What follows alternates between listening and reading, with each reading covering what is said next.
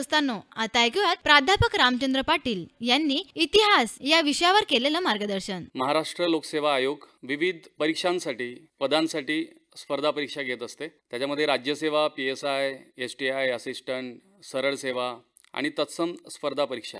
पण प्रत्येक परीक्षेला इतिहास या विषयाचं खूप महत्त्व आहे.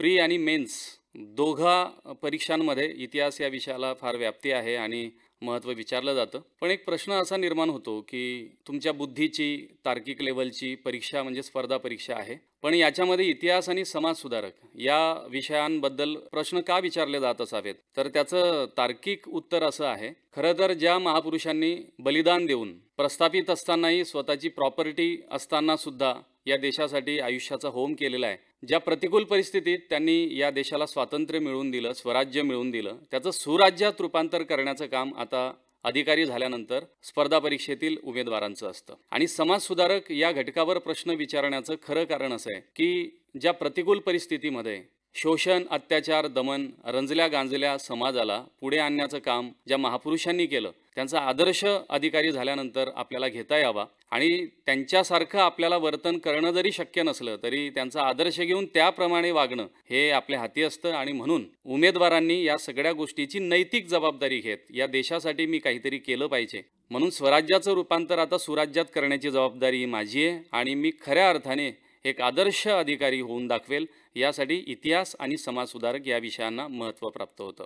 पण या विषयात नेमका सिलेबस काय आहे, कोणत्या परीक्षेसाठी कोणकोणता सिलेबस असतो, किती गुणांसाठी या विषयाला वेटेज देण्यात आलेलं आहे, कोणती संदर्भ ग्रंथ, कोणती पुस्तकं आणि विशेष संदर्भ या विषयासाठी आपण अभ्यासले पाहिजे, कुठे क्लासेस लावले पाहिजे, कोणाचं मार्गदर्शन घेतलं पाहिजे, या संदर्भात मात्र महाराष्ट्र जरी आता प्रबोधित झालेला असला, म्हणजे अवेअरनेस खूप झालेला आहे, पण तरीसुद्धा काही ग्रामीण भागातल्या विद्यार्थ्यांना तर अजूनही त्याची इत्यंभूत माहिती नाही आहे. आकाशवाणीच्या माध्यमातून हे काम खूप चांगल्या प्रकारे होतं आहे की जी लोक स्पर्धा परीक्षेच्या क्लासेसला येऊ शकत नाही आहेत, त्यांना कोणी अधिकाऱ्यांमार्फत मार्गदर्शन मिळत नाही आहे, पण आकाशवाणीच्या मार्फत त्यांच्यापर्यंत हा विषय पोहोचतोय, ही फार अभिमानाची गोष्ट आहे. त्यामुळे आम्ही खरंच धन्यवाद देतो आकाशवाणीला.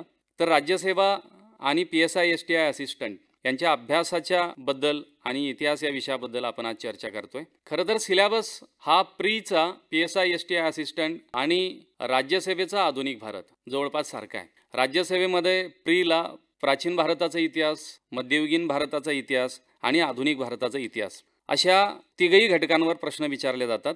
राज्यसेवेला प्रीचा जो GSचा पेपर असतो, सामान्य अध्ययनाचा पेपर असतो, 100 प्रश्न त्यामध्ये विचारले जातात. त्यातून इतिहास या घटकावरती जवळपास 15 ते 17 प्रश्नांचं गुणांचं वेटेज आहे.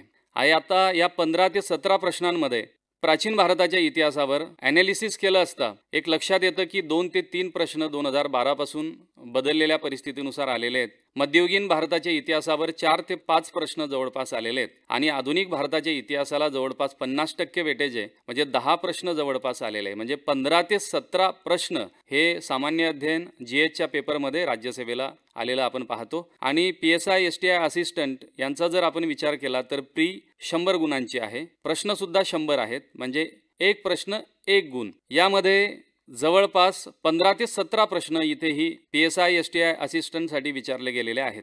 आता यामध्ये सिलेबसचा जर आपण विचार केला तर PSI, STI, असिस्टंटसाठी सिलेबस आधुनिक भारताचा इतिहास महाराष्ट्राच्या विशेष संदर्भाने असा आहे. मग आता आधुनिक भारताचा इतिहास कोणत्या वर्षापासून सुरू झालेला आहे, कोणत्या कालखंडापासून सुरू झालेला आहे, या सिलेबसबद्दल आपण जरा चर्चा करूया. तर आधुनिक भारताचा इतिहास म्हणजे इंग्रजांचं आगमन भारतात झालं, इंग्रजांनी भारतामध्ये त्यांची सत्ता रोवली, ब्रिटिशांची राज्यस्थापना झाली आणि त्याच्यानंतर आधुनिक भारताला प्रारंभ झाला. तिथून ते भारतीय स्वातंत्र्योत्तर महाराष्ट्र, स्वातंत्र्योत्तर भारत इथपर्यंतचा अभ्यास आपल्याला सिलेबसमध्ये आहे. 1818 ते 1857 पर्यंतचा, 1857 ते 1947 आणि 1947 नंतरचा भारत आणि महाराष्ट्र विशेष संदर्भाने असा परीक्षेसाठी आहे. त्यामुळे महाराष्ट्राचा अधिक अभ्यास आपल्याला करावा लागेल. त्यामध्ये ब्रिटिशांची राज्यस्थापना, त्यांची विशेष धोरणं, तैनाती फौज, त्यांचं खालसाकरण प्रकरण, इंग्रजांचं जे स्ट्रक्चर आहे ब्रिटिश साम्राज्याच्या स्थापनेचं सगळं स्ट्रक्चर, त्याच्यानंतर सुरुवातीला सांस्कृतिक कालखंड ब्रिटिशांचा, मिशनरी आपल्या देशामध्ये आले, त्यांची शिक्षण प्रणाली, वृत्तपत्र, त्यांनी प्रेस आणली, वेगवेगळ्या सुधारणा केल्या, असा 1828 ते 1857 पर्यंतचा हा सुरुवातीचा कालखंड आणि त्या कालखंडातल्या सुधारणा चळवळी. त्यानंतर सामाजिक आणि आर्थिक जागृतींवर काही प्रश्न येत असतात. 1857च्या उठावानंतरचा भारत आणि महाराष्ट्र याबद्दल पण काही प्रश्न येतात. इंडियन नॅशनल काँग्रेसची स्थापना 1885 ते 1947, त्यामध्ये आझाद हिंद सेना, महत्त्वाच्या व्यक्ती, राष्ट्रीय भावनेत कशा प्रकारची वाढ झाली, त्याचं बॅकग्राऊंड कशा प्रकारे निर्माण झालं, भारतीय तरुणांच्या मनामध्ये राष्ट्राबद्दल अस्मिता निर्माण होण्याचं, मग राष्ट्रीय चळवळी या विषयावर तर खूप सारे प्रश्न विचारले गेलेले आहेत. राष्ट्रीय सभेची स्थापना, वेगवेगळे सुधारणा कायदे, काही बाहेर देशच्या चळवळी, गांधी युगावर आता अधिक प्रश्न येत असतात. त्याच्यामध्ये गांधीजींचं नेतृत्व, त्यांची विचारसरणी, त्यांचा प्रभाव, त्यांनी सार्वजनिक जीवनात केलेल्या चळवळी, त्यांच्या मास मूव्हमेंट, असहकार चळवळ, सविनय कायदेभंगाची चळवळ, वैयक्तिक सत्याग्रहाची चळवळ, छोडो भारत चळवळ. त्याच्यानंतर समाज सुधारणेच्या अंगाने आपण नंतर विचार करूया. भारतातल्या मुस्लिमांचं राजकारण, सय्यद अहमद खान यांच्या अलीगड चळवळीपासून मुस्लिम लीगच्या कारकिर्दीपर्यंत, अली बंधूंचं कार्य, त्यांची खिलाफत चळवळ, मोहम्मद इक्बाल साहेब, बॅरिस्टर मोहम्मद अली जिना यांच्या संदर्भात मुस्लिमांच्या राजकीय आणि समाज सुधारणा चळवळींबद्दल पण आपण अभ्यास केला पाहिजे. त्यानंतर स्वातंत्र्य लढ्याच्या सोबतच काही समांतर चळवळींचाही आपल्याला अभ्यास करावा लागतो. त्यामध्ये प्रजा परिषदा आहेत, युनियनिस्ट पार्टी, किसान सभा, कामगार चळवळी, महिला चळवळी, आदिवासींच्या चळवळी, अशा विषयांवर पण आपल्याला जरा अभ्यास करावा लागतो. स्वातंत्र्योत्तर भारताचा जर विचार केला तर भाषावर प्रांतरचना, संस्थानांचं विलिनीकरण, वेगवेगळ्या राज्यांमध्ये झालेले लढे, प्रजा परिषदा, संयुक्त महाराष्ट्राची चळवळ, मराठवाडा मुक्तीसंग्राम, गोवा मुक्तीसंग्राम, फ्रान्सचं विलिनीकरण, त्यानंतर पंडित जवाहरलाल नेहरूंची धोरणं, आपले शेजारी राष्ट्रांशी असलेली धोरणं, आंतरराष्ट्रीय राजकारणातला भारताचा सहभाग, शेतीचा विकास, शिक्षण, विज्ञान तंत्रज्ञान, त्यानंतर इंदिरा गांधींच्या नेतृत्वाखालील भारत, भारतातल्या विद्यार्थी चळवळी, आणीबाणी आणि जयप्रकाश नारायण, पर्यावरणाच्या चळवळी, महिला चळवळी, यासोबतच त्यानंतर जन्माला आलेले वेगवेगळे इझम, दहशतवाद, नक्षलवाद, आतंकवाद, अशा वेगवेगळ्या इझमबद्दल पण आपल्या देशामध्ये विचारलं जातं, कारण त्याची पाळंमुळं इतिहासात कुठेतरी दडलेली आहे. जर राज्यसेवेचा आपण विचार केला तर सांस्कृतिक महाराष्ट्र सुद्धा राज्यसेवेला प्राचीन ते आधुनिकपर्यंत विचारला जातो. त्याच्यामध्ये नृत्य, नाट्य, चित्रपट, संगीत, लोकगीतं, लावणी, तमाशा, पोवाडा, भारूड, काही वेगवेगळ्या कला आहेत, त्या कलांबद्दल पण विचारलं जातं आहे. सण, उत्सव, चळवळी, भक्ती चळवळ, दलित चळवळ, ग्रामीण चळवळ, शहरी चळवळ, राज्यसेवेच्या अनुषंगाने या सगळ्या चळवळींबद्दल परीक्षेला प्रश्न आहेत. प्राचीन भारताचा इतिहासाचा सिलेबस जर पाहिला तर पृथ्वीच्या उत्पत्तीपासून मानवाच्या उत्क्रांतीपर्यंत, मानवाच्या उत्क्रांतीनंतर अश्मयुग, अश्मयुगाचे तिघही टप्पे, पुराश्मयुग, मध्याश्मयुग, नवाश्मयुग, हडप्पा संस्कृती, मोहेंजोदडो संस्कृती, वैदिक संस्कृती, अशा कालखंडाने प्राचीन भारताचा इतिहास.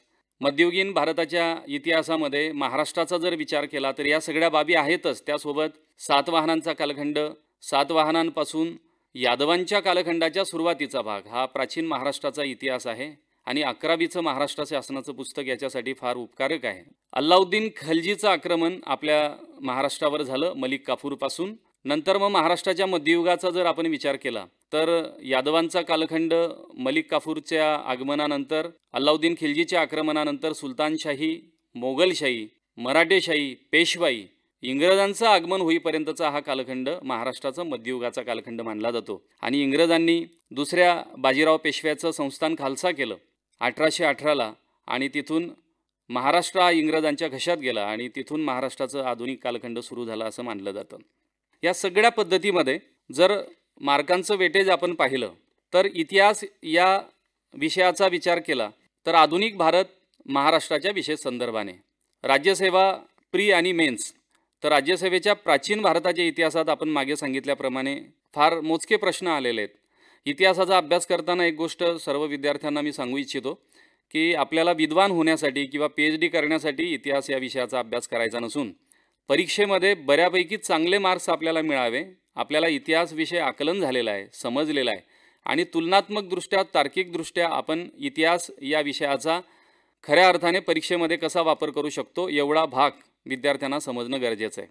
त्यामध्ये विद्यार्थ्यांनी सिलेबस तपासला पाहिजे. राज्यसेवेच्या प्रीला प्राचीनचा हा सिलेबस आहे, त्याच्यामध्ये हे कंटेन आहेत. मध्ययुगीन भारताच्या इतिहासामध्ये सुलतानशाही आणि मोगलशाही यांच्या कालखंडातला भारत आणि महाराष्ट्र असा होता आणि आधुनिक भारताच्या इतिहासामध्ये स्वातंत्र्य लढे व स्वातंत्र्य लढ्यासोबत समांतर चळवळी अशा सगळ्या गोष्टीचा विचार आपल्याला राज्यसेवेच्या अनुषंगाने करावा लागेल. आणि PSI STI असिस्टंट किंवा तत्सम सरळ सेवा स्पर्धा परीक्षांसाठी आधुनिक भारताचा इतिहास महाराष्ट्राच्या विशेष संदर्भाने ब्रिटिश सत्तेची स्थापना पुन्हा याच्यावरती जर विचार केला तर इंग्रजांचं आगमन आणि सत्ता स्थापना, त्यांची धोरणं, त्याच्यासोबत त्यांच्या धोरणांना भारतात झालेले विरोध, झालेले उठावानंतर सर्वाधिक मोठा उठाव 1857चा उठाव, त्याच्यानंतर भारतामध्ये अखिल भारतीय स्तरावरती सुरू झालेली इंडियन नॅशनल काँग्रेसची स्थापना, राष्ट्रीय सभेची स्थापना आणि राष्ट्रीय सभेच्या तिघही गटांमध्ये पर्वांमध्ये आपण भारताचा इतिहास अभ्यासू शकतो. राष्ट्रीय सभेचं पर्व 1 1885 ते 1905 हा कालखंड नरम युग, मवाळ युग म्हणजे नेमस्तवादी युग, उदारवादी युग म्हणून आपण ओळखतो. त्यानंतरचा कालखंड 1905 ते 1920 जहाल कालखंड, गरम युग म्हणून आपण ओळखतो. लोकमान्य टिळक यांच्या नेतृत्वाखाली भारतामध्ये जहाल युग सुरू झाला आणि लोकमान्य टिळकांच्या मृत्यूनंतर भारताच्या राजकारणामध्ये गांधी युगाचा प्रारंभ झाला. तर गांधीजींचे चळवळींचा 3 प्रकारे आपल्याला अभ्यास करावा लागेल. सुरुवातीला त्यांचं बालपण ते शिक्षण हा एक कालखंड. शिक्षणानंतर आफ्रिकेत ते दादा अब्दुल्ला अँड कंपनी या कंपनीच्या करारावर 21 वर्षाच्या कॉन्ट्रॅक्टवरती गेले आणि तिथून त्यांनी एशियाटिक रजिस्ट्रेशन ॲक्ट विरोधात जो सत्याग्रह सुरू केला. तर आफ्रिकेतला त्यांचा सत्याग्रह, त्यांचं कार्य आणि आपल्या गुरुच्या आदेशाने गोपाळकृष्ण गोखले यांच्या विनंतीनुसार ते भारतामध्ये परत आले. मनी भवनला भारतीयांनी त्यांचं स्वागत केलं 1915 जानेवारी 9ला आणि तिथून भारताच्या राजकारणामध्ये महात्मा गांधींचा आरंभ झालेला आहे. तर गांधीजींच्या भारतातल्या राजकारणात जर सार्वजनिक सभेने आणि भारत कृषक सभा जी भारत सेवक समाज गोपाळकृष्ण गोखलेंनी स्थापन केलेला होता त्याच्यामध्ये सदस्य होण्याची त्यांनी विनंती केली, पण महाराष्ट्रातल्या काही मंडळींनी त्यांना नकार दिला. कदाचित जर त्यांनी होकार दिला असता तर तिथूनच म्हणजे पूर्ण महाराष्ट्र हे चळवळीचं मुख्य केंद्र राहिलं असतं. तसं महाराष्ट्रीयन महापुरुषांचं, स्वातंत्र्य सेनानींचं भारताच्या स्वातंत्र्य लढ्यामध्ये अनमोल असं योगदान आहे, ते नाकारता येतच नाही. पण गांधीजींना जर सदस्य होता आलं असतं तर पुणे इथून खरं तर सगळी सूत्र हल्ली असती. मग गांधीजींनी फिजी बेटावरचा सत्याग्रह केला, त्याच्याबद्दलची माहिती, चंपारण्याचा लढा मोतीहारी गावापासून सुरू झाला, 3 खेतिया पद्धत म्हणजे नेमकी काय, अशा सगळ्या गोष्टी आपण अभ्यासल्या पाहिजे. त्याबरोबर खेडा सत्याग्रह, अहमदाबादचा कामगार लढा, नंतर गांधीजींनी रौलट ॲक्ट याच्या विरोधात केलेलं आंदोलन आणि असहकार चळवळ, खिलाफत चळवळ, मुस्लिम लीगला केलेला सपोर्ट किंवा अलीबंधूंना केलेला सपोर्ट. त्यानंतर स्वराज्य पार्टी जन्माला आली तेव्हा गांधीजी तुरुंगात होते आणि नंतर त्यांची असहकार चळवळनंतर सविनय कायदेभंगाची चळवळ, वैयक्तिक सत्याग्रहाची चळवळ आणि छोडो भारत चळवळ, अशा गांधीजींच्या चळवळींचा अभ्यास हा भारताच्या स्वातंत्र्य लढ्याशी रिलेटेड आपल्याला करता येईल. कारण आता सध्या आयोग 2015 पासून गांधीजींच्या चळवळींवर आणि त्यांच्या समाज सुधारणा कार्यावरती खूप चांगल्या प्रकारचे प्रश्न विचारतोय. म्हणून विद्यार्थ्यांनी गांधीजींच्या नेतृत्वाखालील भारतीय स्वातंत्र्य लढा, त्यांची विचारसरणी, त्यांचा प्रभाव अशा सगळ्या गोष्टींचा अभ्यास केल्यास अधिक मार्क्स त्यांना जरूर मिळवता येतील. विद्यार्थ्यांनी इतिहासाच्या अभ्यासासाठी PSI STI असिस्टंटचा सिलेबस हा जवळपास संयुक्तिक आहे, प्री परीक्षेला जवळपास सारखा आहे. पण मेन्सचा जर आपण विचार केला तर महाराष्ट्र अधिक प्रमाणात आपल्याला अभ्यासावा लागेल. आणि मग महाराष्ट्राचा अभ्यास करायचा असेल तर सामाजिक आणि आर्थिक जागृती, महाराष्ट्रातल्या खूप महत्त्वाच्या व्यक्ती, महाराष्ट्रातील वर्तमानपत्र आणि शिक्षणाचा इतिहास, स्वातंत्र्य लढ्याच्या दरम्यानच्या असलेल्या समकालीन चळवळी, राष्ट्रीय चळवळी आणि महाराष्ट्रातल्या महत्त्वाच्या व्यक्तींनी भारताच्या इतिहासात दिलेलं अनमोल असं योगदान आणि महाराष्ट्रात कुठे कुठे कशा कशा प्रकारचं लढे भारतीय स्वातंत्र्य लढ्याच्या अनुषंगाने आणि इतर समकालीन समांतर चळवळींच्या संदर्भात झालेला आहे याचा अधिक अभ्यास आपल्याला मेन्ससाठी करणं गरजेचं आहे. आधुनिक भारताच्या इतिहासामध्ये स्वातंत्र्योत्तर भारतामध्ये आणि स्वातंत्र्योत्तर महाराष्ट्र याचा तर अधिक आपल्याला अभ्यास करावा लागेल. संयुक्त महाराष्ट्र चळवळ, मराठवाडा मुक्ती संग्राम या संदर्भात खूप सारे प्रश्न परीक्षेला येत असतात. तेव्हा विद्यार्थ्यांनी संयुक्त महाराष्ट्राची चळवळ आणि मराठवाडा मुक्ती संग्राम, भाषावार प्रांत रचना आणि त्यासोबतच काही महत्त्वाच्या ज्या भारताच्या संदर्भात घडलेल्या घटना आहेत त्याचा अभ्यास जरूर करायला हवा. राज्यसेवा मुख्य याबद्दल जर बोलायचं झालं तर मी आमच्या मित्रांसह काही ॲनालिसिस केलेलं आहे. तर राज्यसेवा मेन्सला 2012 पासून 2016 पर्यंत जर प्रश्नपत्रिकेचा आढावा पाहिला तर काही गोष्टी अशा लक्षात आल्या आहे की आधुनिक भारताचा इतिहास महाराष्ट्र सह असा जर विचार केला तर 2012ला मेन्सला 10 प्रश्न विचारले गेले होते, 2013ला 3 प्रश्न या घटकावर होते, 2014ला 3 होते, 15ला 2 आणि 16ला 5 प्रश्न विचारले गेलेले होते. म्हणजे महत्त्वाचा विषय. ब्रिटिशांची सत्ता स्थापना आणि त्यांच्या राज्यकारभाराच्या धोरणावरती सुद्धा 2012, 13, 14, 15 आणि 16ला अनुक्रमे 5, 3, 4, 1 आणि 4 असे प्रश्न विचारले गेलेले आहेत. सर्वाधिक जास्त प्रश्न सामाजिक सांस्कृतिक बदल या घटकावर जवळपास 2012 पासून 2016 पर्यंत 50 प्रश्न विचारले गेलेले आहेत आणि गांधीयुगातील चळवळींवर 59 प्रश्न तब्बल विचारले गेलेले आहेत. 2012ला 8, 2013ला 10 प्रश्न,